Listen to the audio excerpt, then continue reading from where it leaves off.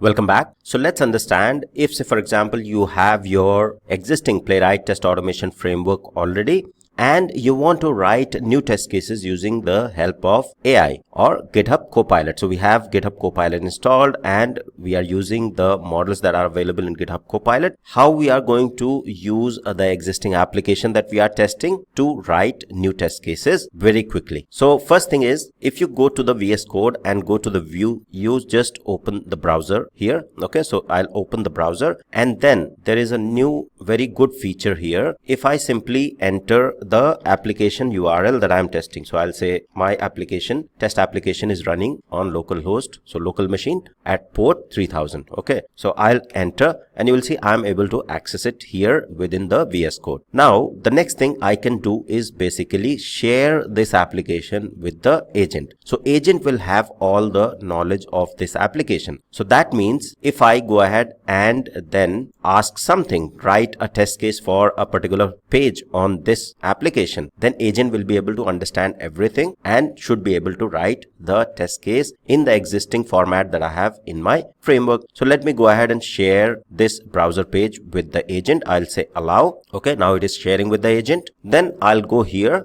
Okay, so basically in the tests, I want to add some new test here. So if I go to this application, let's say, for example, I have this checkboxes page. Okay, and I want to write the test cases for testing all of the checkboxes. Now, blindly do not go ahead and just take help of the AI and these models without understanding your application. Don't do that. Make sure you understand your application, you understand the requirement, all of the core process related things around the agile software development that you used to do.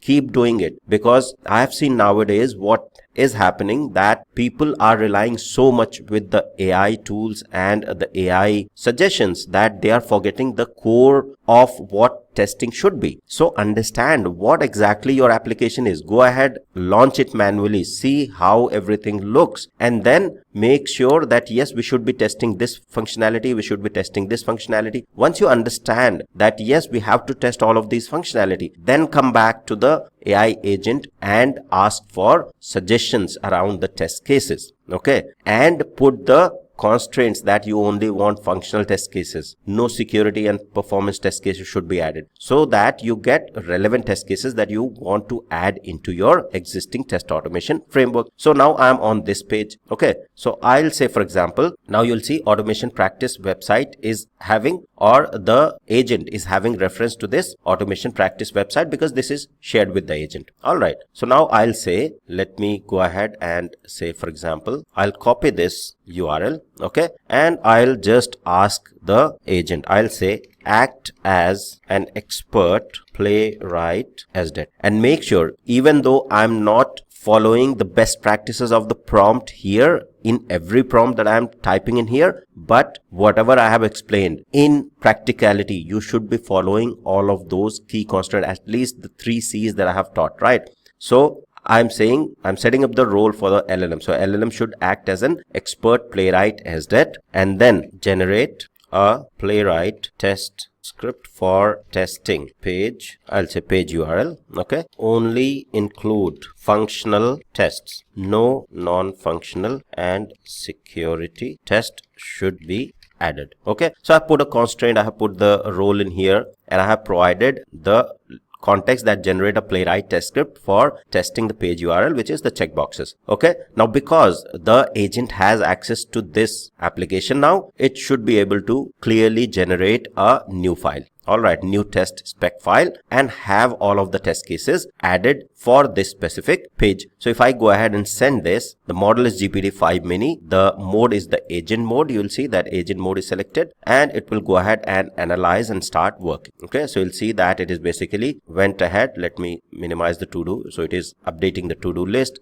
And whatever it is generating here, it is all tokens. You are consuming the tokens. Whatever it is reading from this application, from the code base, that is all in the context. So the input, the output, everything is in the context. So that's why it is consuming the context window. If you see here, 14% of the context window is already consumed. You'll see the window size is 192k tokens. We are at 26k, which is okay. We are still 14%, but then you have to keep an eye on this context window. If this is almost full, then you have to go ahead and make sure you add or you create a new chat window instead of continuing in the same window. Otherwise, a lot of hallucinations will be there with the LLM that you have chosen. Now it is creating a short to-do plan, okay, and it is creating a Playwright test file, checkboxes.spec.js. It is basically understanding, or it has understood the structure that we have in our test cases and accordingly progressing along with that. So you'll see there is a file that has been generated, okay, and it is still going on. It is doing the changes, and once everything is done, we'll have a look at the file. So you'll see that it is basically created the test, implemented functional checkbox test. We'll go ahead and run the test locally, which is optional, and then format and lint test file.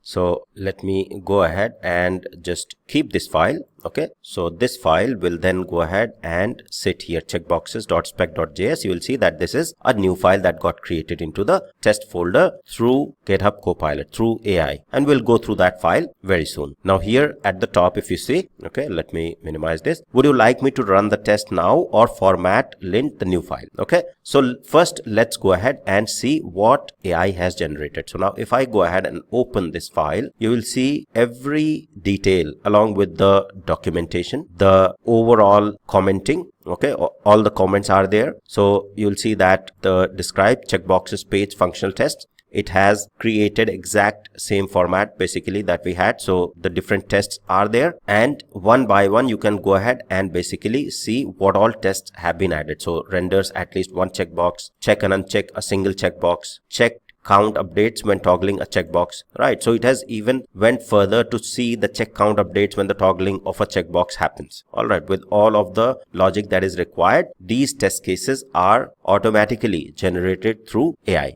So what you as a SDET need to do, you need to basically go ahead and make sure that whatever is generated here is actually of value, and the code base, sometimes the code base that AI generates, it's unnecessarily complex and should not be done the way the AI suggests.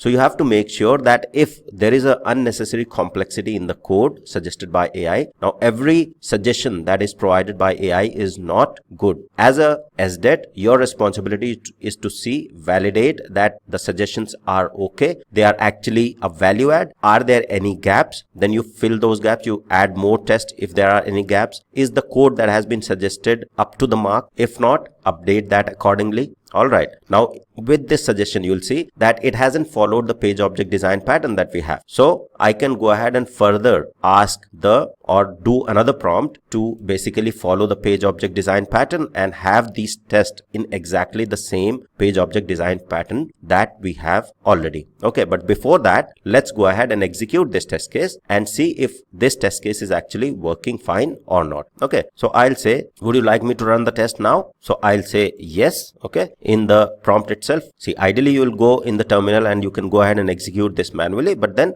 I'm showing the AI feature, so I'll go ahead and say yes, and it should ask me to execute this specific file, the checkboxes test file that it has automatically created. Okay, so it has formulated the command and it is running the test cases now. Now it will ask to execute this test. So npx playwright test the checkboxes. All right, I'll simply go ahead and allow. Now imagine this would have been much easier if I would have simply went to the terminal and fired this specific command. So as a SDET, you have to make sure that how you are using AI, that is also very important. As a test engineer, it's not just about unnecessarily using it as a search engine for unnecessary tasks, doing anything, whatever you like. It's not like that. You have to be very careful when using the AI features, because it's not just about the money factor that is involved in using these AI models, but it's also the resources. It's how much impact these models are having on the overall global environment because of the huge usage of the electricity at the data centers where these models run. So you'll see that all of these test cases have run successfully, and in the headless mode, all of the test cases have passed. Okay, so if say for example I want to execute in the headed mode, plain English, I can go ahead, run tests in headed mode. Okay, and because I have specified this headed text in here in the prompt, it will go ahead and formulate a Playwright run command to run in the headed mode. Okay, let's see. You will see automatically it has added headed in the command. What I typed, I just typed in run test in headed mode. So that's the power of the large language model and GitHub Copilot in VS Code or any other development, integrated development environment. For example, Eclipse. We'll be looking at the Java code in Eclipse as well, but the core concept will remain similar. It doesn't matter you are working with the Java code, you are working with Python code, any other IDE, PyCharm. If you're using any of the coding assistant, AI coding assistant, you will perform similar step to achieve these results. Here we are using, we are having the JavaScript and TypeScript code. So we are simply typing in the plain English text. If you are working with the Java code, Selenium Java, you still type in the plain English and everything remains valid. It doesn't matter. Working with the Java code, Python code, any other IDE, absolutely same. Okay, so I'll simply go ahead and say allow, and it will run the test case this time in the headed mode. You will see the browser has came up and it is basically launching the checkboxes page, and it is going through the test cases one by one. So you'll see it has completed and it is basically mentioning all of the test cases have passed that has been generated through AI. So that's basically how you are going to generate or author the test cases, automation test cases using the AI coding assistants. In the next tutorial, we'll see how we can optimize this existing test case that has been generated into the format that we already have. Page object design pattern we already have, right? The generated test case did not follow the page object design pattern. We'll use the prompt to convert it to the page object design pattern as we have in our framework here. Okay, so thank you. See you in the next one.